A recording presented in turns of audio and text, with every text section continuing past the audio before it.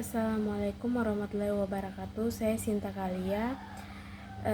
Saya akan menyampaikan presentasi saya dalam mata kuliah Sumber Daya Alam dan Lingkungan yang berjudul Potensi Sumber Daya Alam di Indonesia, terutama minyak bumi, batu bara, gas alam, dan geotermal atau panas bumi. Kita langsung masuk kepada bab 1, latar belakang. Indonesia dikenal akan negara yang sangat kaya akan sumber daya alam, keberagaman, geologi, serta letak geografis yang sangat strategis, serta garis pegunungan api yang membentang dari Sabang hingga Merauke, menjadikan Indonesia memiliki banyak potensi sumber daya energi yang berasal dari fosil seperti minyak bumi, batu bara, gas alam, dan bahkan energi terbarukan seperti panas bumi atau geotermal. Sumber daya alam ini telah menjadi penopang utama dalam pembangunan nasional. Energi yang dihasilkan dari sumber daya tersebut dapat digunakan untuk berbagai keperluan penting seperti bahan bakar kendaraan, bahan baku industri, pembangkit listrik, hingga kebutuhan rumah tangga sehari-hari. Selain itu, sebagian besar juga diekspor dan menjadi penyumbang besar terhadap devisa negara. Namun, dalam 5 tahun terakhir, Indonesia menghadapi berbagai tantangan dalam pengelolaan sumber daya energi. Beberapa ladang minyak bumi yang selama ini menjadi andalan mulai menunjukkan tanda-tanda penurunan produksi. Ladang-ladang tua di wilayah Indonesia seperti Sumatera, Jawa, dan Kalimantan sudah mulai melemah, sehingga Indonesia harus mulai mengeksplorasi dan mengembangkan potensi baru di daerah lain seperti wilayah timur Indonesia, seperti Papua, Maluku, dan Nusa Tenggara. Sementara itu, dunia mulai bergerak ke arah transisi energi yang berpindah dari energi fosil menuju energi terbarukan yang lebih ramah lingkungan. Hal ini menjadi pengembangan sumber energi bersih seperti geotermal yang semakin penting. Indonesia sebagai negara potensi sumber panas bumi terbesar kedua memiliki peluang besar untuk menjadi pemimpin dalam energi terbarukan di kawasan Asia Tenggara bahkan dunia. Namun sayangnya masih banyak masyarakat yang belum mengerti secara menyeluruh tentang bagaimana kekayaan energi Indonesia yang tersebar, seberapa besar potensinya, dan bagaimana kondisi produksi saat ini. Padahal, informasi ini sangat penting agar masyarakat, terutama generasi muda seperti kita, semakin peduli terhadap kekayaan alam dan negaranya, dan turut serta dalam menjaga agar tidak habis atau rusak karena pengelolaan yang salah. Oleh karena itu, makalah yang saya susun dan saya presentasikan ini membahas secara rinci tentang 4 jenis sumber daya alam yang saya sebutkan tadi, yang minyak bumi, batu bara, gas alam, dan geotermal, akan meliputi daerah-daerah yang menjadi pusat produksi atau eksplorasi, serta statusnya selama 5 tahun terakhir. Baik, kita langsung saja masuk ke rumusan masalah. Rumusan masalah pada makalah saya ada 3. Apa saja jenis sumber daya energi utama di Indonesia? Bagaimana sebaran daerah energi di tahun 2020 sampai 2025? Bagaimana kondisi atau status eksplorasi dan produksi di tiap daerah? Lanjut kita ke tujuan. Ada 3 juga, menjelaskan jenis sumber daya energi, menjelaskan daerah-daerah yang menjadi pusat produksi atau eksplorasi, memberikan informasi tentang status terkini, aktif, menurun, atau bahkan sudah habis tentang sumber daya energi yang ada di Indonesia. Baik, kita lanjut ke bab 2 pembahasan. Yang pertama, sumber daya energi pertama yaitu minyak bumi. Minyak bumi adalah cairan berwarna hitam yang terbentuk dari sisa-sisa makhluk hidup. Minyak bumi ini digunakan untuk membuat bahan bakar seperti bensin, solar, minyak tanah, dan lain-lain. Minyak bumi tidak bisa diperbarui, sehingga penggunaannya harus hemat. Berikut daerah-daerah dan lokasi potensi serta status produksi minyak bumi yang tersebar di seluruh Indonesia. Yang pertama ada Aceh, lokasi potensinya terletak di Blok Andaman II. Status produksinya saat ini sedang dalam tahap eksplorasi dan potensi produksinya belum sepenuhnya diketahui. Yang kedua yaitu daerah atau provinsi Aceh. Lokasi potensi terdapat di Blok Rokan. Bagaimana status produksinya? Produksi minyak di Blok Rokan ini masih sangat signifikan, tetapi sedang mengalami penurunan alami. PHR dan pemerintah terus berupaya untuk menjaga dan meningkatkan produksi. Kita lanjut ke daerah atau provinsi Sumatera Utara. Lokasi potensinya ada di Langkat. Status produksinya yaitu produksinya sedikit menurun karena ladang minyaknya sudah tua. Yang keempat Sumatera Selatan, yang lokasi potensinya ada di Prabu Mulih. Status produksinya itu masih aktif, tapi hasilnya perlahan-lahan itu sudah mulai menurun. Yang kelima di daerah atau provinsi Kalimantan Timur, lokasi potensinya ada di Sanga-Sanga. Itu masih menghasilkan status produksinya namun sudah tidak sebanyak dahulu. Yang keenam ada Jawa Timur dan lokasi potensinya ada di Banyu Urip, Blok Cepu. Status produksinya masih menghasilkan, hanya saja sudah mulai menurun, namun masih menjadi tulang punggung produksi minyak bumi secara nasional. Yang ketujuh Jawa Barat. Lokasi potensinya ada di Subang, Bekasi. Status produksinya cadangan minyak bumi di sana tinggal sedikit. Banyak sumur yang sudah tutup. Yang kedelapan itu Papua Barat. Lokasi potensinya itu ada di Fakfak. Status produksinya baru saja dimulai, sedang dalam masa uji coba apakah bisa digarap atau tidak. Lanjut kita ke daerah atau provinsi Maluku dan lokasi potensinya ada di Blok Masela. Status produksinya saat ini masih dalam tahap pengembangan dan belum beroperasi. Produksi ini direncanakan akan mulai di tahun 2027. Lanjut kita ke daerah Natuna atau Kepulauan Riau. Lokasinya ada di wilayah lepas pantai. Saat ini lokasi minyak bumi di sana masih relatif stabil produksinya meskipun mengalami penurunan. Pemerintah terus berupaya untuk menekan penurunan produksi melalui berbagai program kerja seperti pengeboran, pengerjaan ulang sumur, dan perawatan rutin. Kita lanjut ke batu bara. Batu bara adalah bahan bakar padat dari fosil tumbuhan purba. Di Indonesia, batu bara menjadi bahan utama untuk pembangkit listrik dan juga banyak diekspor. Meski melimpah, penggunaan batu bara menyebabkan polusi yang besar. Karena dampaknya, pemerintah mulai mengatur penggunaannya dan mendorong pemanfaatan dalam negeri. Lanjut, kita ke daerah persebaran batu bara yang ada di Indonesia, serta lokasinya di mana dan bagaimana status produksinya. Yang pertama, daerah atau provinsinya terdapat di Kalimantan Timur. Lokasi potensi terdapat di Kutai Kartanegara. Status produksinya sangat aktif, hasil tambangnya banyak dan terus digunakan. Yang kedua ada di Kalimantan Selatan.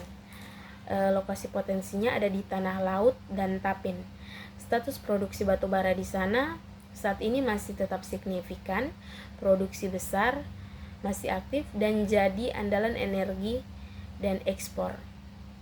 Yang ketiga, Kalimantan Tengah. Lokasi potensinya ada di Barito Utara dan Murung. Status produksinya masih aktif, sebagian area masih dalam tahap eksplorasi. Keempat, Kalimantan Barat. Lokasi potensinya ada di Melawi dan Sintang. Status produksinya potensi sedang, masih banyak eksplorasi awal.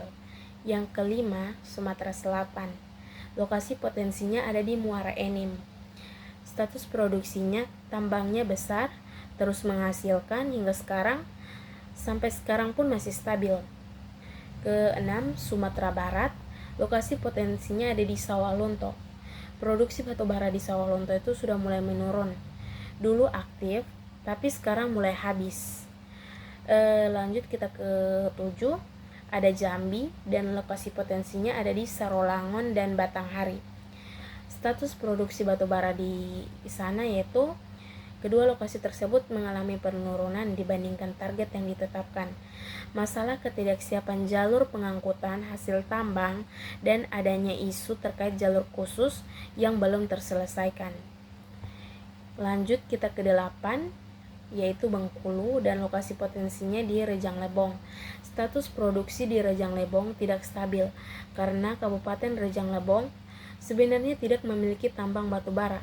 Meskipun demikian, terdapat potensi tambang batubara di daerah tersebut. Lanjut kita ke daerah atau provinsi Riau. Kuanti, Singingi, dan Inu. Produksi batubara di Kuantan, Singingi, dan Inu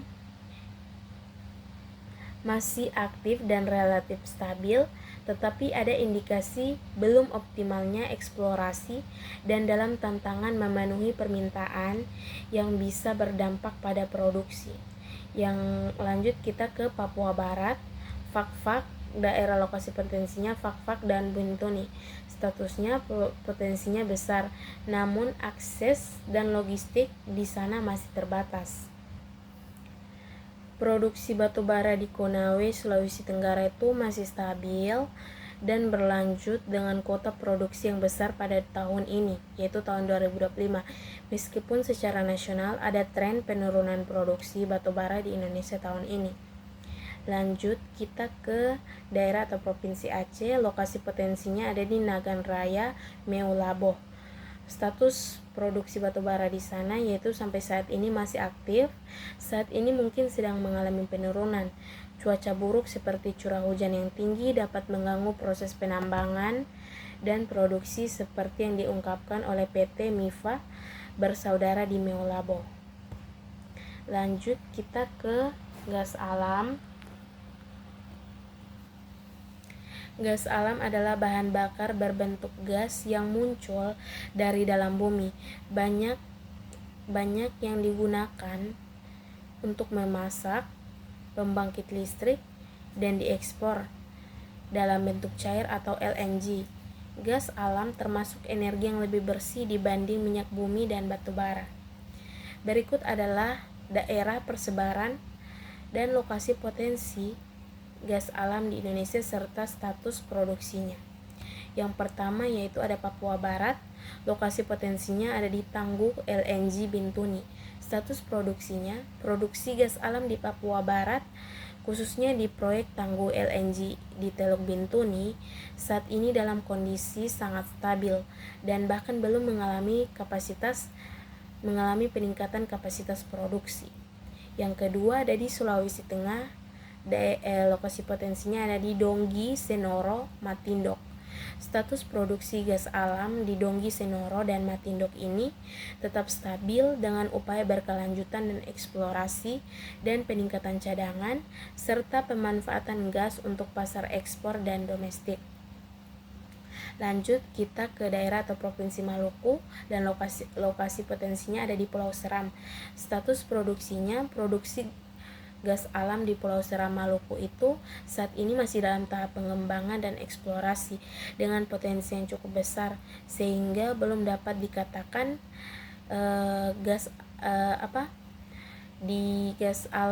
potensi gas alam di Maluku atau tepatnya di Pulau Seram belum bisa dikatakan mengalami penurunan atau penaikan karena sepenuhnya belum stabil dan masih dalam produksi komersial.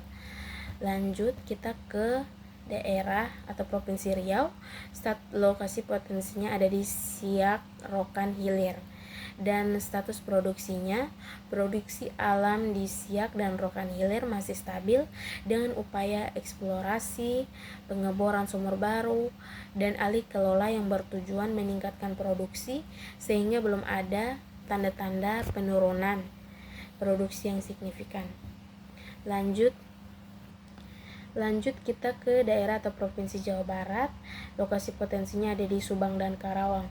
Status produksinya, produksi gas alam di Subang dan Karawang masih stabil dan memenuhi target serta didukung oleh aktivitas eksplorasi yang pengelolaan sumurnya baik, serta pengembangan jaringan distribusi gas untuk rumah tangga dan industri. Kita lanjut ke Aceh dan lokasi potensinya ada di Lok Samawe atau Aron. Status produksi di Lok Samawe atau Aron secara langsung sudah berakhir, tetapi status produksi gas secara keseluruhan di Lok Samawe tetap stabil dan bahkan meningkat melalui fungsi terminal regasifikasi LNG Aron yang menyediakan pasokan gas berkelanjutan untuk kebutuhan industri dan listrik di Aceh dan sekitarnya. Kita lanjut ke Kalimantan Timur. Lokasi potensinya ada di Bontang dan Kutai Timur. Produksi gas alam di Bontang dan Kutai Timur masih stabil dan bahkan berpotensi meningkat dalam beberapa tahun ke depan berkat penemuan cadangan baru dan perluasan jaringan gas. Tidak ada tanda-tanda penurunan produksi saat ini. Lanjut kita ke daerah atau provinsi Sumatera Selatan dan lokasi potensinya ada di Manyu, Musi, Banyu Asin. Status produksinya, produksi gas alam di Musi Banyu Asin masih stabil dan terus dikembangkan saat ini. Dan dengan adanya sumur baru dan perluasan jaringan gas rumah tangga, tidak ada tanda-tanda penurunan produksi, malah ada upaya untuk menjaga dan meningkatkan produksi agar kebutuhan energi masyarakat dan industri terpenuhi dengan baik. Kita lanjut ke Kepulauan Riau. Tepatnya lokasi potensinya ada di Natuna. Lanjut kita ke status produksinya. Produksi gas alam di Natuna, Kepulauan Riau saat ini dalam kondisi stabil dan bahkan baru mengalami peningkatan dengan beroperasinya 2 lapangan migas baru, yaitu lapangan Forel dan lapangan Terubuk yang mulai produksi pada Mei 2025 lalu. Kedua lapangan ini dikelola oleh McDo E&P Natuna dan mampu menghasilkan gas sekitar 60 juta standar kaki kubik per hari atau MMCFD serta minyak sekitar 20.000 barel per hari. Produksi gas ini mendukung pasokan energi nasional dan berkontribusi pada target swasembada energi Indonesia. Lanjut kita ke pembahasan geotermal. Geotermal adalah energi panas yang berasal dari dalam bumi. Indonesia merupakan negeri atau negara dengan cadangan geotermal terbesar kedua di dunia. Energi ini bersih, tidak menimbulkan polusi, dan bisa diperbarui. Pemerintah mulai serius mengembangkan pembangkit listrik tenaga panas bumi atau PLTP, terutama di wilayah timur Indonesia. Lanjut kita membahas persebaran geotermal atau panas bumi di Indonesia. Yang pertama ada daerah Jawa Barat, lokasi potensinya ada di Kamojang dan Wayang Windu. Status produksinya, produksi energi panas bumi di Kamojang dan Wayang Windu masih stabil dan berkembang dengan inovasi baru seperti produksi hidrogen hijau di Kamojang. Kedua pembangkit ini terus menjadi andalan energi bersih di Jawa Barat tanpa ada tanda-tanda penurunan produksi. Lalu yang kedua ada daerah atau provinsi Jawa Tengah dan lokasi potensinya ada di Dieng. Status produksi geotermal atau panas bumi di sana masih stabil dan bahkan meningkat dengan adanya proyek pengembangan pembangkit baru yang sedang berjalan. Jadi produksi tidak menurun, malah sedang bertambah untuk mendukung kebutuhan energi bersih di Jawa Tengah. Yang ketiga ada di daerah Jawa Timur dengan lokasi potensi di Gunung Ijen dan Gunung Arjuna. Status produksi gas alam di sana yaitu di Gunung Ijen sudah mulai beroperasi dan stabil sejak awal 2025 lalu. Sementara di Gunung Arjuna masih dalam tahap pengembangan. Jadi produksi panas bumi di Jawa Timur khususnya di Gunung Ijen sudah mulai berjalan dengan baik dan stabil, dan Arjuna masih dalam proses persiapan dan produksi. Yang keempat ada di daerah NTT. Lokasi potensinya ada di Ulumbu dan Atadei. Status produksi yaitu produksi panas bumi di Ulumbu relatif stabil, tapi di Atadei dan wilayah lain di Flores masih dalam pengembangan dan menghadapi banyak penolakan. Pemerintah sedang mengevaluasi proyek ini secara serius untuk memastikan dampak lingkungan dan sosialnya. Jadi, produksi belum menurun secara signifikan, tetapi pengembangannya terkala oleh isu-isu lingkungan dan sosial yang perlu diselesaikan. Yang kelima ada di daerah atau provinsi Sumatera Utara dan lokasi potensinya ada di Sarula dan Sibayak. Status produksi di Sarula dan Sibayak untuk produksi panas bumi masih sangat stabil dan menjadi andalan energi bersih di Sumatera Utara. Tidak ada tanda-tanda penurunan produksi, justru malah pengelolaan dan pengembangan terus dilakukan untuk menjaga dan meningkatkan kapasitas produksi listrik dari energi panas bumi. Yang keenam, Sumatera Selatan. Lokasi potensinya ada di Lumut Balai. Status produksinya panas bumi di Lumut Balai, Sumatera Selatan saat ini stabil dan bahkan sedang meningkat dengan pembangunan unit baru yang siap beroperasi di tahun ini yakni 2025. Jadi produksi tidak menurun, malah makin menambah untuk memenuhi kebutuhan listrik dengan energi yang terbarukan. Yang ketujuh ada di Maluku Utara dengan lokasi potensinya ada di Jailolo. Dan status produksi di Jailolo Maluku itu belum dimulai dan masih dalam tahap pengembangan dan eksplorasi. Jadi status produksinya belum stabil karena belum beroperasi. Tetapi proyek ini sangat potensial dan dipersiapkan untuk masa depan energi bersih di wilayah Maluku Utara. Kita lanjut ke daerah Sulawesi Utara dan lokasi potensinya ada di Lahendong atau Tomohon. Dan status produksinya yaitu produksi panas bumi di Sulawesi Utara, tepatnya di Lahendong dan Tomohon sangat stabil dan terus dikembangkan dengan penambahan unit pembangkit listrik dan sumber baru. Tidak ada tanda-tanda penurunan produksi, malah produksi terus meningkat dan dijaga untuk memenuhi kebutuhan listrik di Sulawesi Utara dan sekitarnya. Lanjut kita ke daerah Sulawesi Tengah dan lokasi potensinya ada di Sigi dan Poso. Produksi panas bumi di Sigi dan Poso, Sulawesi Tengah saat ini belum stabil karena masih dalam tahap pengembangan dan eksplorasi. Pemerintah sedang menyiapkan wilayah kerja panas bumi baru di daerah ini untuk dikembangkan menjadi pembangkit listrik panas bumi di masa depan. Jadi karena belum beroperasi secara komersial, melainkan masih dalam proses persiapan. Lanjut kita ke daerah Bali dan lokasi potensinya ada di Bedugul. Status produksi energi panas bumi di Bedugul Bali saat ini masih belum stabil karena proyek pembangkit listrik tenaga panas bumi atau PLTP di sana mengalami penundaan dan penolakan dari masyarakat setempat di masa lalu. Lalu kita lanjut ke daerah Aceh dan lokasi potensinya ada di Seulawah Agam. Dan status produksi panas bumi di Seulawah Agam Aceh belum stabil karena proyek masih dalam tahap eksplorasi dan persiapan penyeboran yang belum berjalan optimal. Jadi belum ada penurunan karena memang belum ada produksi komersial, tetapi proyek ini sangat potensial dan sedang diupayakan agar segera berjalan. Lanjut kita ke bab 3 yakni kesimpulan. Berdasarkan pembahasan mengenai potensi dan status produksi sumber daya energi utama di Indonesia dapat disimpulkan dalam beberapa hal. Yang pertama, Indonesia memiliki sumber daya energi yang sangat besar, baik berupa energi fosil, minyak bumi, batu bara, dan gas alam, maupun energi terbarukan seperti panas bumi atau geotermal. Yang kedua, status produksi minyak bumi dan batu bara di beberapa wilayah utama cenderung mulai menurun akibat menipisnya cadangan dan lapangan yang sudah tua, sehingga perlu dilakukan eksplorasi wilayah baru dan efisiensi produksi.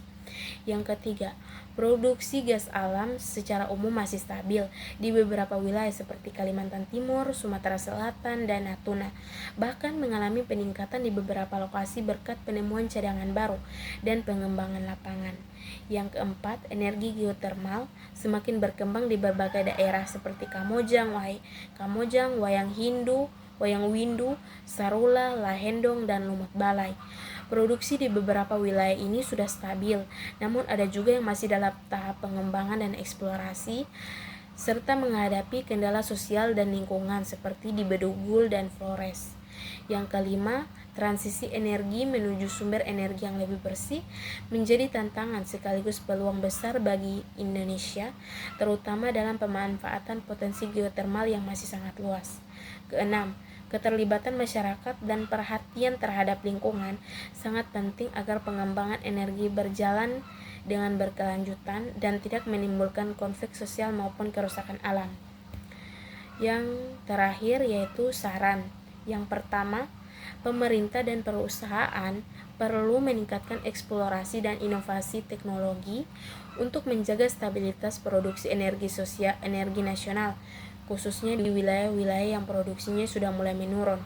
Kedua, pengembangan energi terbarukan seperti geotermal harus dipercepat dengan tetap memperhatikan aspek lingkungan dan sosial agar manfaatnya dapat dirasakan secara luas dan berkelanjutan. Ketiga, edukasi masyarakat tentang pentingnya transisi energi dan pelestarian sumber daya alam perlu digalakkan agar semua pihak dapat mendukung kebijakan energi nasional. Keempat, keterlibatan masyarakat lokal dalam pengambilan keputusan sangat penting, terutama di daerah yang masih mengalami penolakan atau kekhawatiran terhadap proyek energi. Yang kelima, pemerintah daerah dan pusat bersinergi dalam pengawasan, pengelolaan, dan pemanfaatan sumber daya energi agar tidak terjadi kerusakan lingkungan maupun konflik kepentingan. Sekian presentasi dari makalah saya yang dapat saya sampaikan. Kurang lebihnya saya mohon maaf. Wabillahi taufiq wal hidayah. Wassalamualaikum warahmatullahi wabarakatuh.